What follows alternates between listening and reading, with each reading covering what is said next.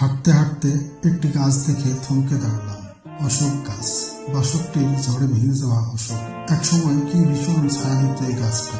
অনায়াসে দুজন মানুষ মিশে থাকতে পারত এর ছায়ায়। একদিন আমরা ভালোবাসার নামে সারা রাত এই গাছের ছায়ায় লুকিয়েছিলাম। সেই বাসন্তী, আহা, সেই বাসন্তী এখন বিহারে। ডাকাত স্বামীর ঘরে 4 সন্তানের জননী হয়েছে।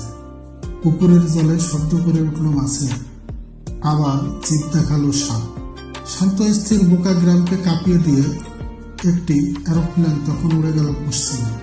আমি বাড়ির পেছন থেকে দরজায় টোকা দিয়ে ডাকলুম, মা। বহুদিন যে দরজা খোলেনি, বহুদিন যে দরজায় কোনো কণ্ঠস্বর ছিল না, মরচে পড়া সেই দরজা মুহূর্তে ক্যাচ ক্যাচ শব্দ করে খুলে গেল।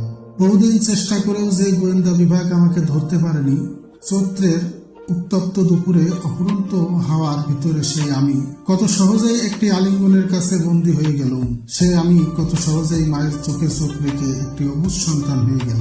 মা আমাকে ক্রন্দন সিক্ত একটি চুম্বনের মধ্যে লুকিয়ে রেখে অনেক জঙ্গলের পথ অতিক্রম করে পুকুরের জলে চাল ধুতে গেলেন। আমি ঘরের ভিতর তাকালাম।